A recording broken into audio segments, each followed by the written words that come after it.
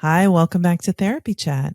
I'm your host, Laura Reagan, and today I'm so happy to be speaking with Brooke Randolph for our second Therapy Chat interview. Brooke, thanks so much for being my guest again today on Therapy Chat. I'm excited to be back again. It's always good to talk to you. Thanks. Yeah, I'm so happy too. And just such a huge fan of the work you do and what you're putting out into the world. I feel like for myself, you have really shown me so much that I didn't realize or understand about adoption and working with people who are part of the adoption constellation. And it's such important work because we know that particularly adoptees have been so much left out of the conversation when we're talking about adoption. You know, it's so much more focused on the adopting family usually. So I'm excited to talk today about what therapists don't know about adoption, and that can hurt adoptive families, people who are part of that constellation, and what we can do better as therapists. And I want to say thank you for listening and reading all the things. I know sometimes the things I share, like, step on toes a little bit as we try to change the narrative. And I'm just glad that you want to learn. That feels great. Thanks. Yes. Well, once it's like when you're doing decolonization work, it's like once you start seeing things that are unjust, you can't ignore it anymore. You can't unsee it once you've seen it. And I know that it's a lot of, I think that's probably exactly how I felt about this. Like once I started seeing what was really there, once you see behind the curtain, so to speak, you're like, you can't look away. We're going to have to do something about it. Yes, exactly. And so I know you have a training coming up that for people who are listening, as we're illuminating the challenges, there's also a lot of hope in the potential for healing that's available. And so listen all the way to the end so you can find out about that. But Brooke, before we get into really talking about it, will you just tell our audience a little bit more about who you are and what you do for those who might not have heard your first interview on Therapy Chat? Sure. I think this is the hardest part for me. So I am a therapist that specializes in working with the adoption constellation, and really enjoy also training other therapists and consulting, helping them to have a better understanding of all of their clients. And I think to me, that's the most important work. And I've been working in and around adoption a couple decades, and I've done a lot of different things. But I think the most important part for me is all of the relationships that I've built in the adoption constellation, in what we call adoption land online, and hearing lots of different stories and lots of different perspectives, so that you can so I can understand more people, because there is never like one size fits all in probably anything we do, but certainly when talking about adoption. Yeah, of course, because people are individuals, and no two people are the same, and yet there's sort of a overlooked need that could really be illuminated and then changed, which is to hear the voices of people who've been adopted and what the experience was like to them. And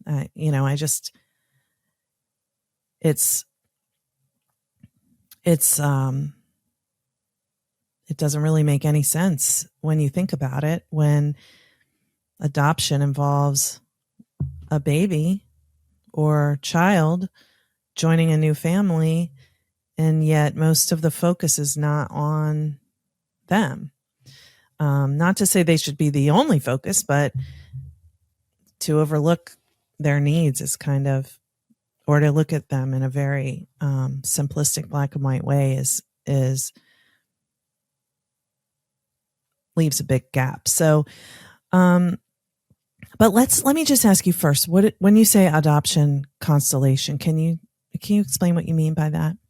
So some people really refer to the adoptees, the adoptive parents, and birth parents.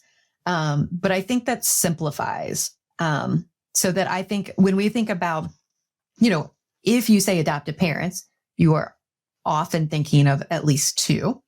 And sometimes we have blended families. And so that, or, divorces and blended families. So that may be increased.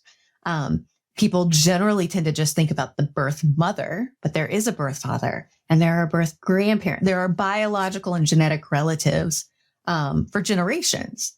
And often those people are playing a huge role in how this story played out.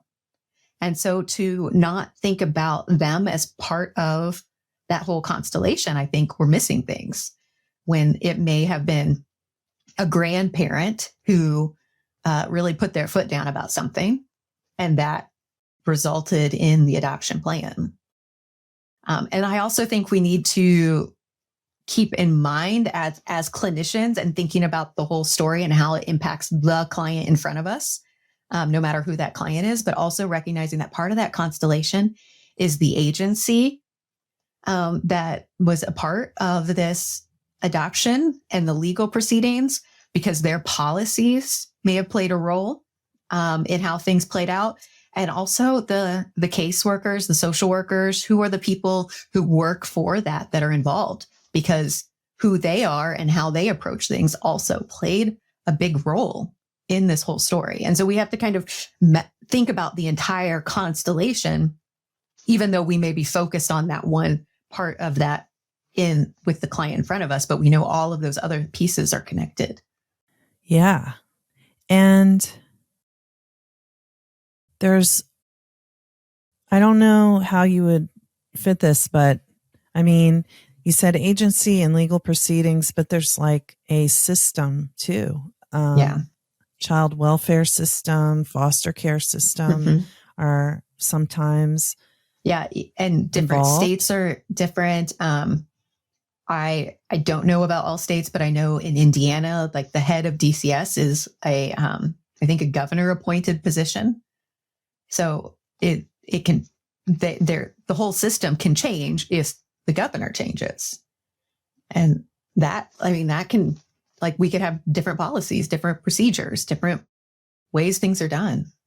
Yeah. So really, just to be very explicit there, if the person who directs the policy in the child welfare system for that state is a political appointee, then their decisions are made based on, I just think right away, like if they are very anti-abortion, like I know that's not part of this, but it's like the biases that each part of the system have play into what happens. I think it's good and maybe really helpful for you to bring that in, because that's part of what is harming so many adoptees is people are saying awful things like, well, would you rather have been aborted? And some of them have to say yes, right? Because they're honestly answering. And that's like, then it just becomes this whole thing with everybody. So to really think about and how people are using adoption politically, to say, well, this is the answer because we don't want to be pro-abortion. So they're using that as the answer, and which may not feel good to some people, but is also then kind of creating this like, just this weird dynamic on people who are like, well, you don't want your baby, I want your baby. And this is something I It's like a false binary. It's such a false binary. And it creates this, like, I don't know. There's so many false binaries, I think, in it. Like, do you want this child? Is the child value? That's not what we're saying. The choice is, well, I mean, we'll just start getting really political. But I think that there's a lot of pieces, and it puts people at odds with each other. And when they create this false binary, they're not looking at all the grays. They're looking black and white. And the truth is, and the way we truly understand and love each other is understanding their grays. Yeah. Right. It's like, this is such a big, complex set of issues that are trying to be solved or addressed by this process of the child welfare system, adoption, foster care. I mean, when you put it that way, I want to challenge, like, what's the problem? What is the problem we're trying to solve? Because each of those systems are maybe trying to solve different problems. That's true.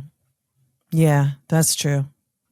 Well, I think, yeah. So the problem that I think what I was thinking of as the problem trying to be solved is, yeah, that's a good point. There's a lot of aspects to this, but I think what I was thinking of is the problem. What I thought of was, this is overly simplistic too. I mean, I'm not an expert on adoption, so I'm just trying to have a conversation to learn, and for all of us to learn. But that like, I feel like the problem is poverty, but it's also like inequality of, like, it's not just poverty, but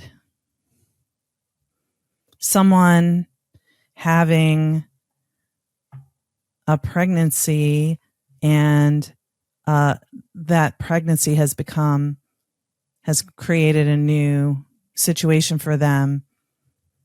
I mean, I just feel like it's like people being under-resourced. I don't know. Now I feel stuck. That was easy, huh? Then it's like, so is being under-resourced a reason to separate children from families? And is that no? Yeah, that's what I think is an injustice. How we want to deal with things.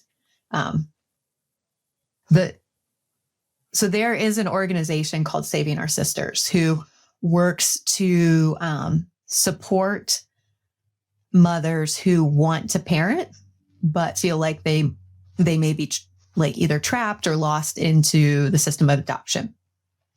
They ran their numbers over a year, and they were spending an average of $3,000 to allow a mother to parent.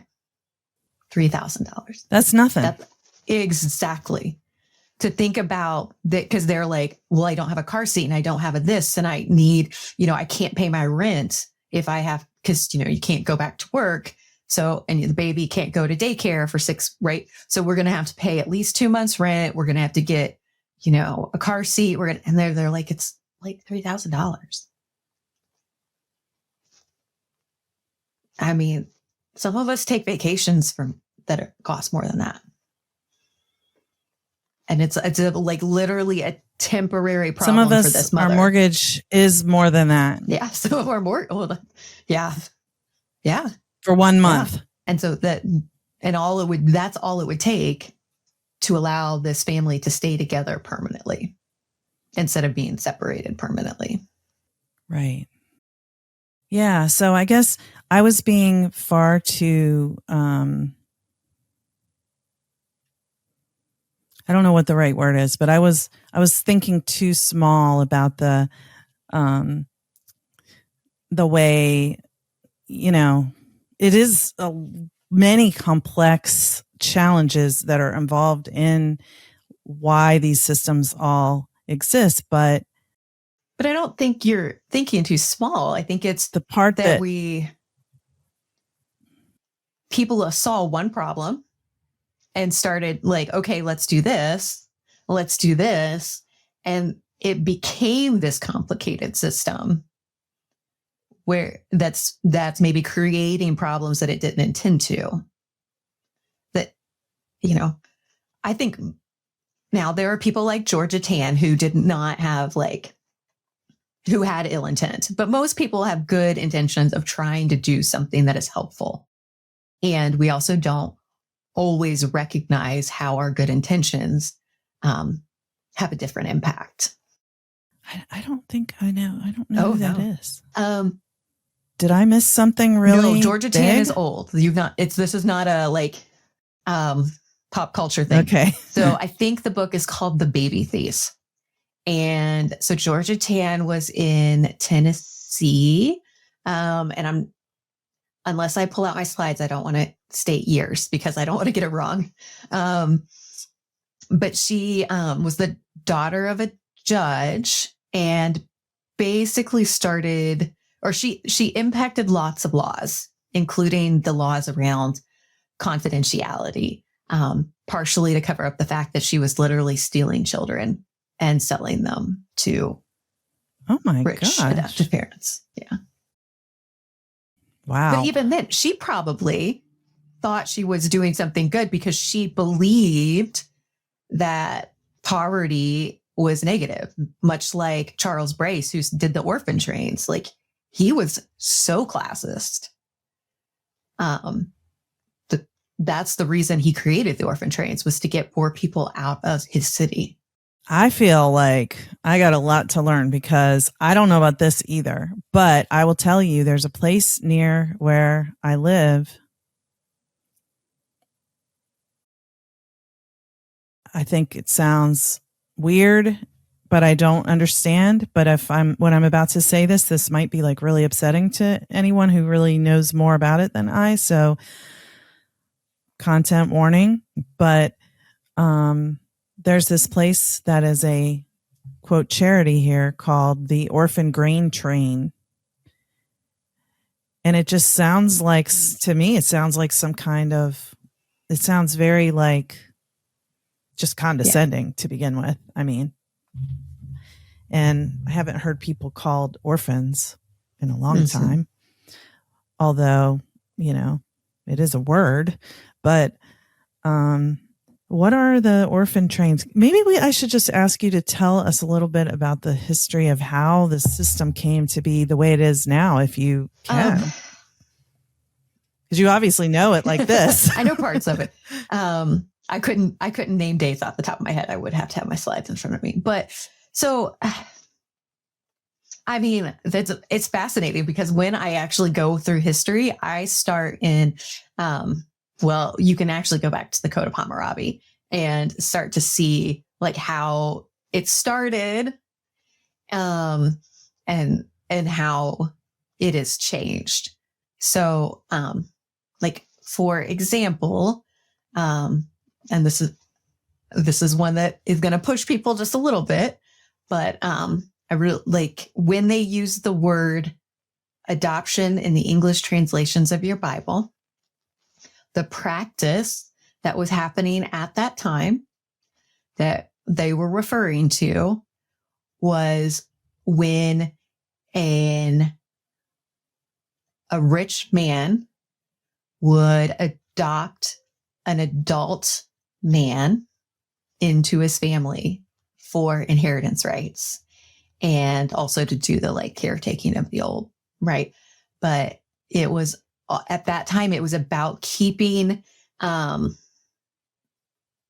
we'll take it off theology. At that time, historically, it was about keeping the wealth in these and the wealth and power in certain families. So if there were too many boys born into one family, we had to disperse them to other families, so that all their wealth wasn't divided up. And if there weren't males in the family, then they would adopt those other of their rich friends. Now, personally, theologically, I actually think that preaches better, but I won't, that's not my lane necessarily, but I'm happy to have the conversation with people, but to think about that it's not what we're doing now. And even when we go back to the first time legally globally, I think it was first in Sweden, but when they talked about sealing records, it was the seal of a priest who was, basically what they wanted was the midwives who helped with the birth of the baby would write down the name of the mother, the name of the baby, take it to the priest who would seal it and store it, because churches store records. They still do in different ways globally. And that way that either the mother or the child could come and unseal the record at any time, so that they, to prove who they were, to find out for reunification. So they were doing it for the protection of the mother and the child, not to keep them separated. And that's part of how Georgia Tan changed things, is she started to seal records for the protection of the adoptive parents. For the protection of the adoptive parents. And for herself. Yeah. Because so then people couldn't come and reclaim their children, right? Yeah. But you will still see today people who say, I chose intercountry adoption because I didn't want to have to deal with a birth mother. I didn't want to have to share you. I didn't want to, it would always be closed. No one would have come looking, which is completely inaccurate. You can have open intercountry adoptions. And sometimes people who aren't even not even planning on looking find. I just heard a wonderful story about someone who took a 23andMe test to get medical information, and she was born in China, and it popped up matches because her biological family had been looking for her, because it was not their choice to choose adoption. So, yeah, I mean, you're illuminating several examples that are one anecdote that involves many people when you think about it. And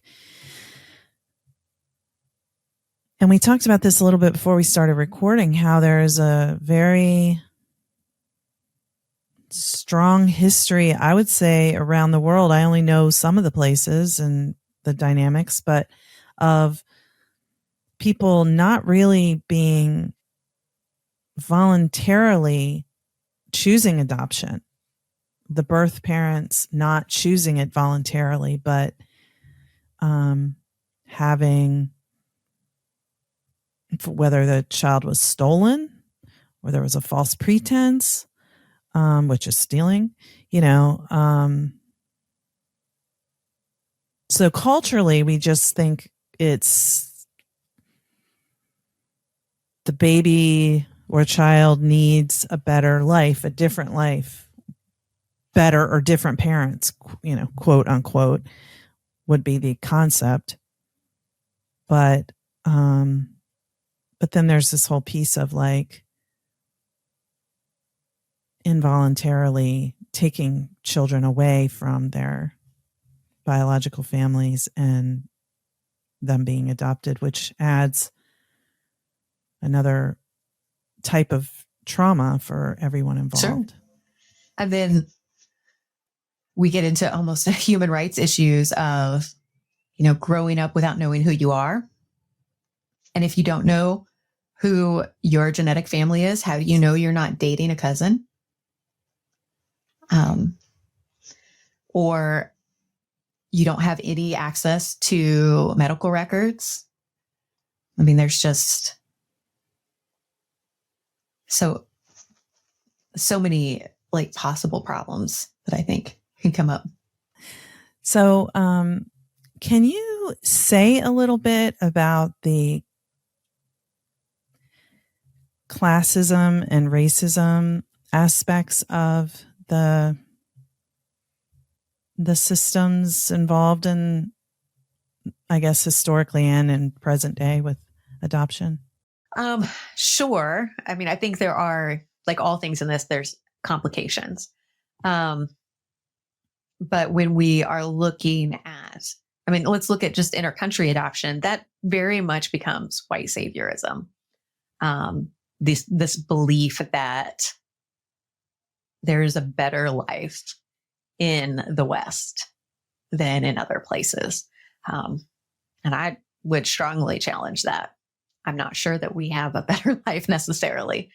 And it's so colonial. Like if you, so my children are from Samoa.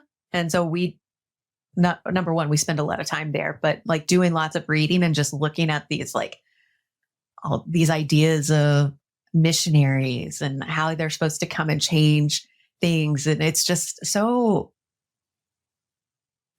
I mean, I don't know. It almost doesn't make sense to me, like how they just assume their way is better, and that there's that they have a responsibility to change a whole culture of people. And then on the other side is thinking about the system as far as like the foster care system and I think classism and racism is baked in. The numbers are very clear that children of color are disproportionately taken from their families, placed into care. And the numbers, I almost want to grab my slides to look at, of children who are removed simply for neglect, it's over 60% of that is the reason. And when neglect can be, lack of supervision, lack of provision, it can be cases where, a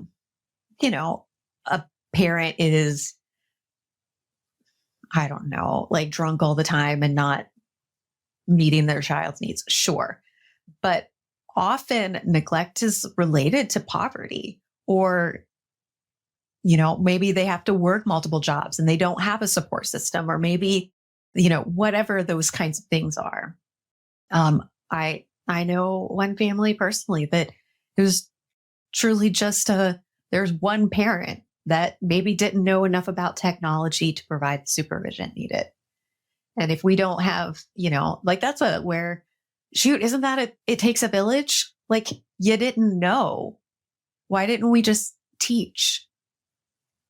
Yeah, I feel like so much, because as I'm a single parent, but even just take that part out of it, just as a parent, there are going to be things I don't know. And I use my resources. I use the people I know to learn about things, but we should do that for each other. I don't know if that's too kumbaya, but I just feel like, why would you create all of this other stuff? There's so many consequences to separating families when we could maybe just teach. Yeah, I think to that, I think that when parents are unable to take care of their children, there's a reason.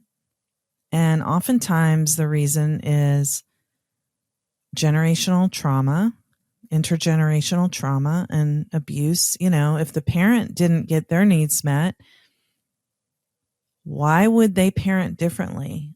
What experience would have given them the awareness that there is a different way that could be more effective at whatever they're trying to do? I mean, I think that maybe this is kumbaya, but I think that if people have what they need emotionally and physically, they will do well. I don't believe that people are just out here wanting to hurt other people. I think we all just want to be safe, and we love the people that are part of our family, and we want them to be safe and close. And hopefully we have social supports and other extended people in our quote village or community that, we care about, and we wouldn't want to hurt other people. I think that, we could be doing something we could be teaching people about how to parent. We only teach people how to parent when they have shown that they have some kind of deficit in that area, right? You need parenting classes. Why don't we all have parenting We all classes? need parent. You know? And we all need, I think we all should do continuing education in parenting, because each kid is different.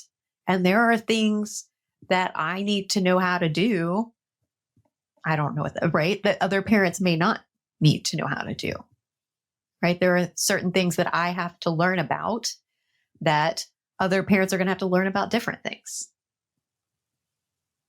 But figuring out, and that we are all individuals, we don't fit molds.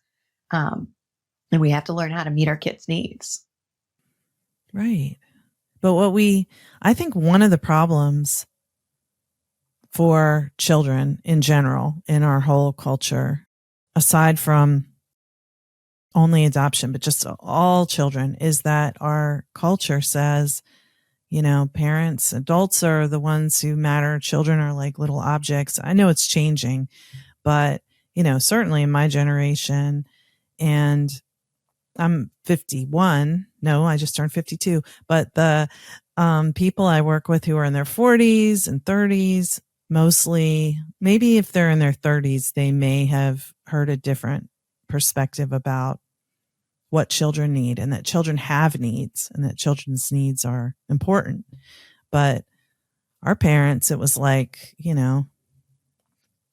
children, get them out of the way so we can live. And I'm sure that's the way it was for them too. I know it was. So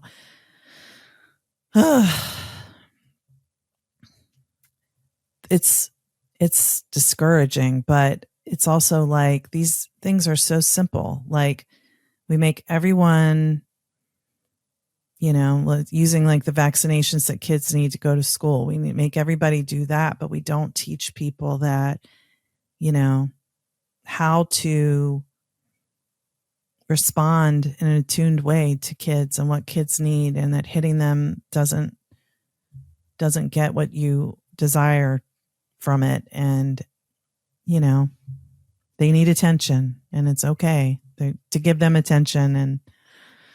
But, I think about too, like, for example, this is like pop culture, but the MTV 16 and Pregnant or Teen Mom, whatever, some people are looking at that now and going, wow, these teens were documented.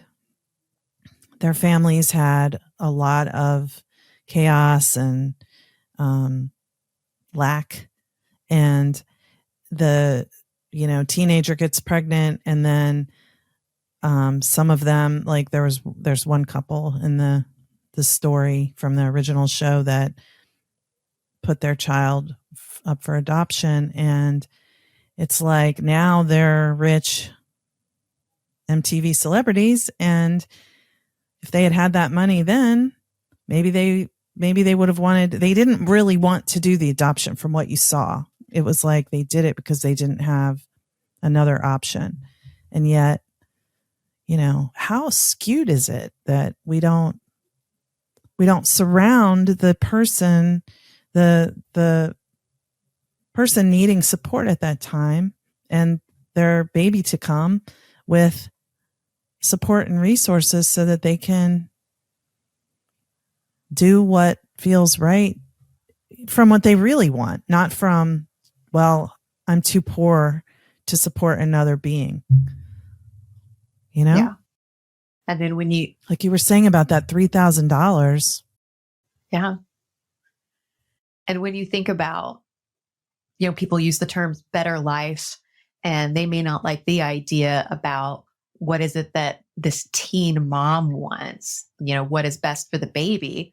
Well, we know through science that the amygdala is fully developed by the 8th month of gestation, that children are primed in utero to attach to the biological mother.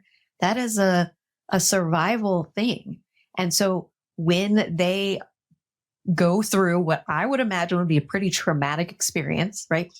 they've been in this, their entire existence have been in this like personalized float tank where all their needs are met. And then they go through birth and there is nothing familiar because they have been primed for the mother's smell, the mother's voice, taste, all of those pieces. And if that's not there, that amygdala is going on like high alert. And so it is a trauma for the babies to be separated at birth because they don't have the opportunity to be soothed from the trauma of birth. That just that time together is beneficial. Yeah. So what would you want therapists who think they don't really work with the adoption constellation, what would you want them to know about what they should be aware of? Yeah. So first of all, you do work with the adoption constellation. You may not realize it because you didn't ask. That's one of those things that's not on your intake paperwork, which is a really easy thing to add. But the numbers show that if you're working with kids, right, that those kids get drugged to therapy at higher numbers than others. And I use those terms on purpose, right? But we also know that there are greater numbers of people, both adoptees and birth parents, greater numbers than the general population, right, who are experiencing addiction.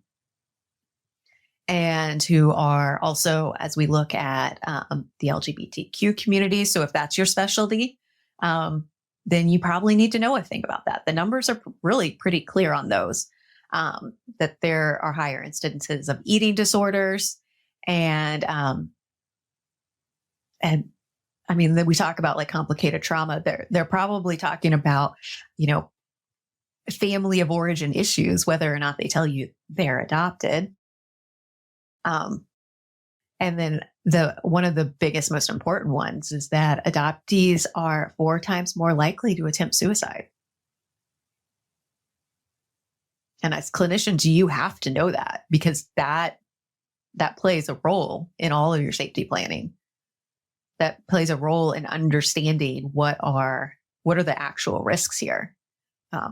And so then you start layering those things.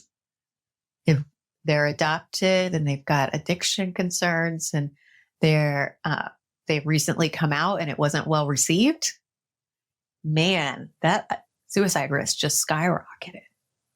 High risk. So one thing would be for therapists to ask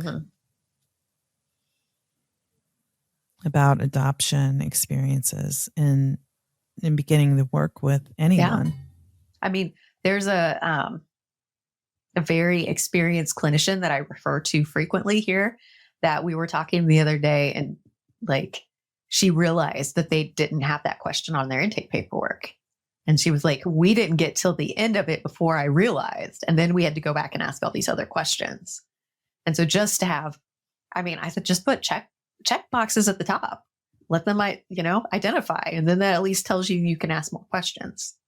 Such an important thing to assess or not assess if you miss it. Oh, yeah. So much you can miss there. And then for people who are either therapists who are listening or anyone who's listening who might be impacted by adoption, what would you say to them about like the way the healing process or what a therapy journey could look like in because it's sort of like we're speaking about it and the problems or deficits in those systems, and yet we know that people can heal from traumatic experiences, but it's not like it's just a simple talking it through kind of thing. No, and especially you're talking about early trauma, right? just talk therapy is probably not going to touch it. Some of this is just stored in the body. And so we're going to probably need something somatic, something that is bottom up, something brain-based. One of the, I think, absolutely most important pieces is that and this is talking to like both sides of it, that the clinician is culturally humble. And when I say culturally humble, they don't just say, I don't know enough about this. Can you give me some books? Because that's putting the pressure back on the client to educate the therapist. And that doesn't feel safe. Someone can't be truly vulnerable in therapy if they don't feel like they are protected. I truly believe that it is our clinical responsibility to be educated, to continue to learn, and to seek consultation. And there's research behind this that says that, we all know that the therapeutic relationship is a huge part of what makes therapy effective. Are you a relational therapist that is paying attention to what's going on between you and your client, and how you show up, how you are the tool? But also the other thing that's showing up in research is what's called deliberate practice. And how much are you thinking about your clients? Are you consulting with other professionals? Are you going to trainings? Are you reading books? Are you doing things to learn and to I would even say self-critique? Man, as I write my note, I think I missed an opportunity here. And most of us don't write notes that way because we just want to get them done. And I fully understand that's like 99% of us, but that is like, doesn't that sound like the ideal? That's how we would be such great clinicians if we really took the time to think through it all the time. Oh, so the rest of so I would say like a culturally humble therapist who's going to be willing to hear like, man, that hurt. That wasn't a good thing. Someone who's going to ask questions, not make statements. And that, I think that's a whole journey in itself, is being culturally humble. I think relationally oriented therapy is going to be super important. And like we said, something that's bottom up, something that's experiential, and for me, it's super important that it is client focused, that it is individualized, that we are flexing with and following our clients, trusting them to know what's good for themselves. When you think about adoptees, birth parents, and adoptive parents, they have all been part of a system that told them the way it had to be done. And some of them may have had more power in that system, right? If you're in a newborn, you literally had no say. And so they have different experiences in those systems, but those systems are telling them that they know what's best and that this is the way that it's done. And so for a therapist to come in with an anti-oppression mindset and to not put themselves as the expert, but recognizing that the client is the expert on their own experience, that in and of itself can be healing. And certainly helps to combat that chronic infantilization of adoptees where they're constantly treated like children, and in many different ways. So that's, I think, super important that we have that anti-oppression mindset and approach with people. And that's, yeah, I mean, there's so much built in here that's, oh my, it's just so deep. It's really thought provoking. I'm so grateful. Every time I talk with you or learn from you in some way, I'm like, oh man, just think of something I hadn't realized before. And I'm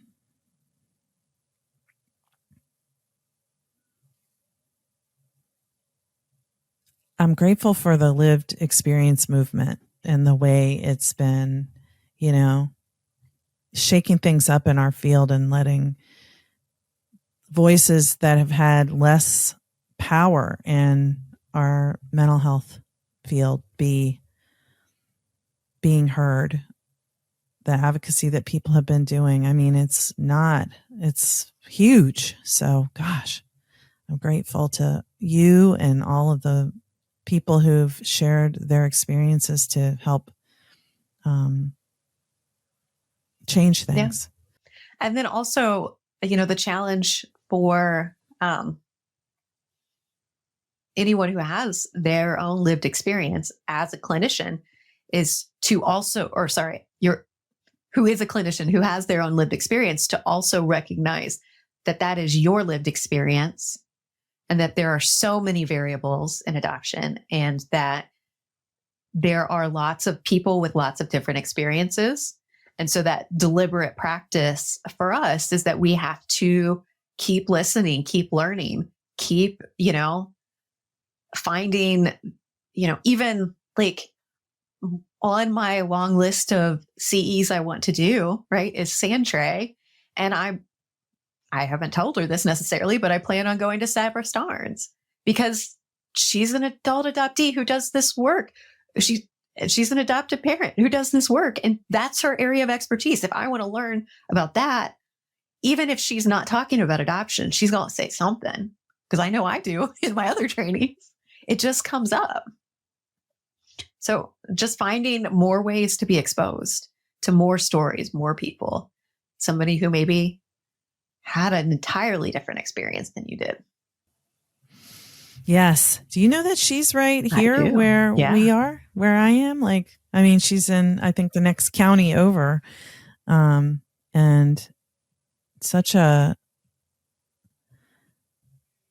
doing so much amazing teaching, so much. Sandtray is so powerful, but so is brain spotting. Not to dismiss Sandtray, but I just want to point out we didn't say this, but you are a certified brain spotting therapist. You're a consultant and a trainer, right? Yeah. So when I do brain spotting trainings, it's funny. Some of my, just a phase one, I've not planned on changing anything, but man, the demos, the people who show up to my training, it's time after time, something that's adoption related. So in the debrief, we also have to share, explain parts of that to the other clinicians. But I'm grateful because then they see that there's more for them to learn. Oh, wow, I never thought about that until I watched this person process. Yeah. Just want to say, as a parallel process, this conversation where I'm learning so much and I feel like, oh man, I said the wrong thing, or I didn't know that thing or whatever. And then I'm like, don't be so comfortable what you do know. Be happy that you're learning something new, because that means you're growing. And we would prefer, because our jobs are hard as therapists, we would prefer we know it all and now we can do it, and, don't really seek out experiences that challenge us in what we think we know or, what we've got all figured out. But that's where the humility is we have to be open to reconsidering things that we hadn't thought of, and don't think you got there and then, you don't need to learn anymore. Yeah. There's just, to me, there's always, the more you know, the more you know you don't know. The more you know, there's so many other experiences. And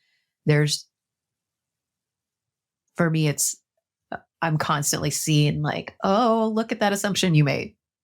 Quit making those assumptions. You could do better than that. Why would you just, assume that they meant this? And so learning to just ask everything. But it's freeing also for me to just be listen, these are the things that often are true, but is that true for you? Sometimes I hear people say this, is that what you're thinking? I don't know, that feels good to me. More like a starting point than a conclusion. Mm-hmm. Instead of I bet you thought, or I bet one of the, what would they call it in grad school? Like an interpretation, maybe. I don't know that I do those so much. I wonder, I might say that, I wonder, or just those little things to me. It feels better to me to present in that way than trying to pretend I know everything. Yeah. Well, I agree.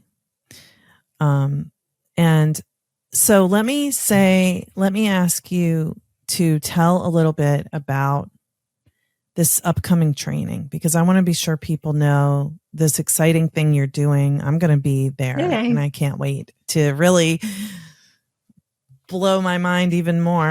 Right. And so then I can give you actual numbers and actual dates on things because it's written down for me. Yeah, I'm not someone who ever trusts the numbers in my head unless I'm like, I know where to find that. I'm just going to keep record. I have a 5-page bibliography for this training.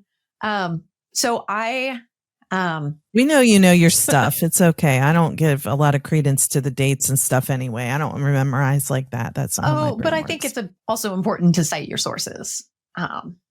So and for me to be able to answer questions, I will get questions.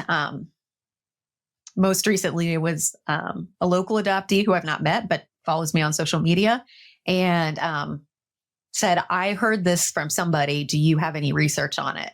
And I was just like, yes. And I just here are 3 references that I have because it's just here for me. So that's helpful that I didn't have to go and re-find them. Like, I know these things are true, but I need to also keep my reference, or at least for me.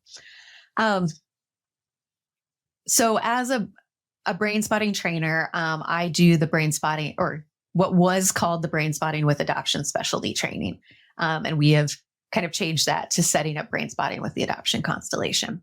And that's just been a great training. That's been wonderful. But what we know is that all therapists need this information, that we are not taught in graduate school, that that the narrative in our culture about adoption isn't particularly helpful, and that there's such a wide range of experiences that we all need to hear different parts of it.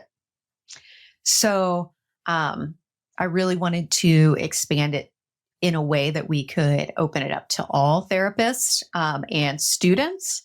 I like getting students who are eager and ready to learn and maybe haven't developed habits.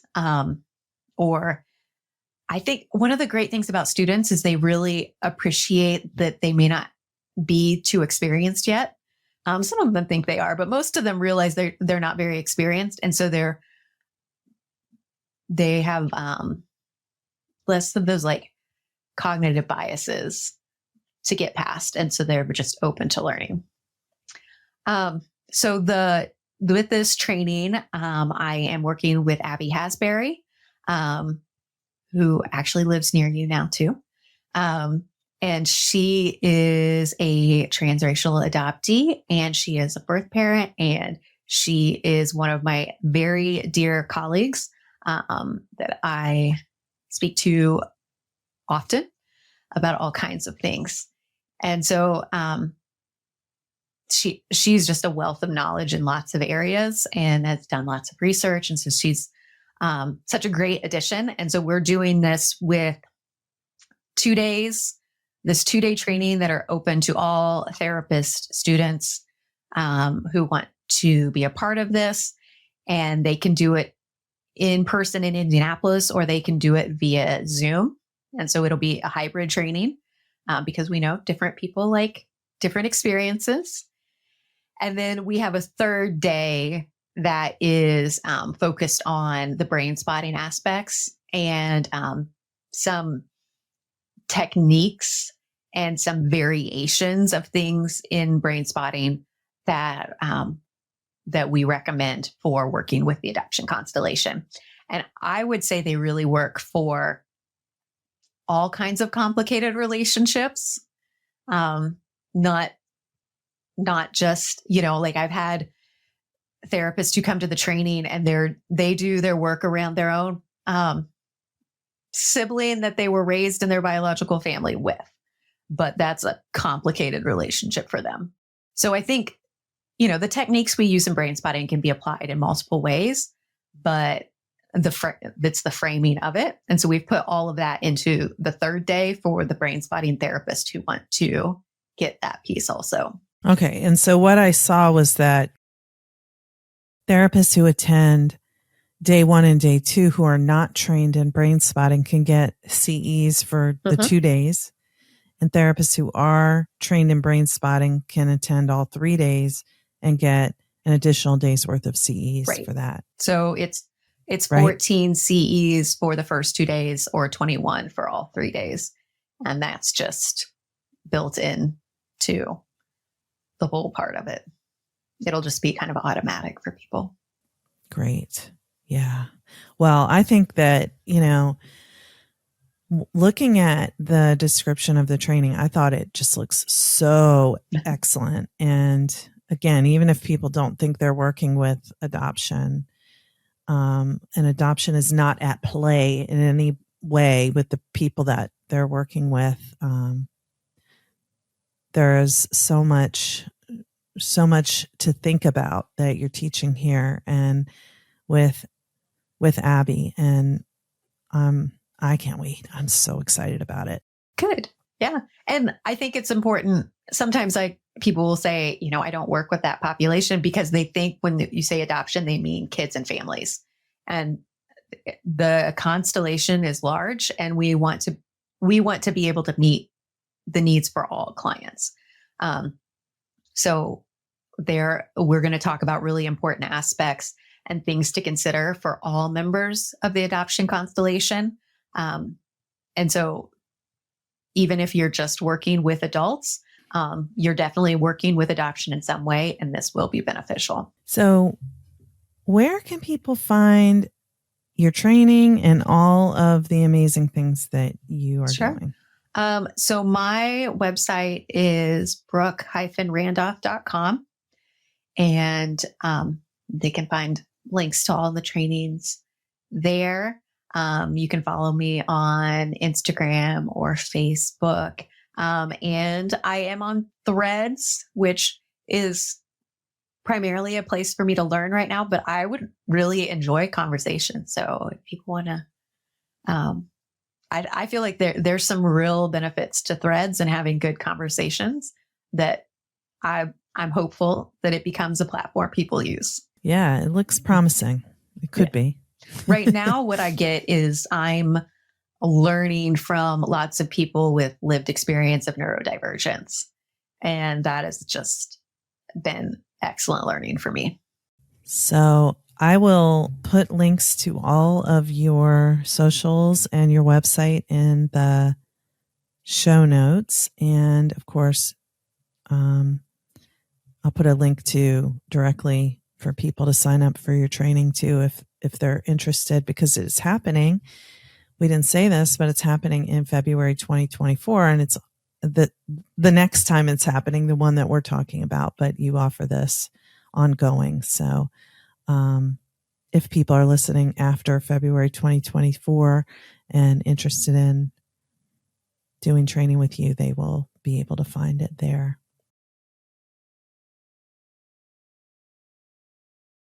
So, Brooke, I just want to thank you again for being my guest on Therapy Chat today and talking with me a lot longer than we originally expected. So I'm very grateful that you were able to be flexible with your time. I love it when I know someone wants to hear things and not just to rely on the narratives of the things they know. For me, that's so refreshing and freeing, as someone who lives this. There's so many times people in the general public will just say things that I have to just, they don't really want to be corrected. So, you just don't. But I have a whole post that was some people found controversial, but I started with, on Mother's Day, I said, I lied to another rugby mom today. I think that's how I started it, but is talking about like somebody told my kid to say Happy Mother's Day. And I was like, man, we can't do that. Right. And so that for this child, right, that's not going to be helpful. And so that's where that whole post went. But I don't even know how I got onto that little topic.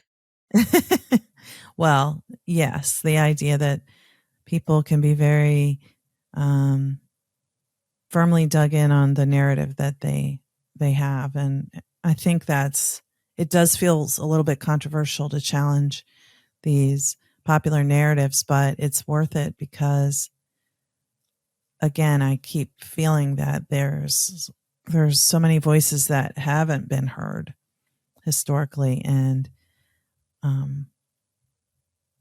if we can get the whole picture out there, it's maybe not as neat and tidy as the current cultural narrative, but it's real, and it's the perspectives shared are very important and needed to be heard. Absolutely. And I think there's so much more beauty, compassion, understanding. Like, you can have real relationships when you can be real with people and understand their real truths. Yeah. All right. Thank you again, Brooke.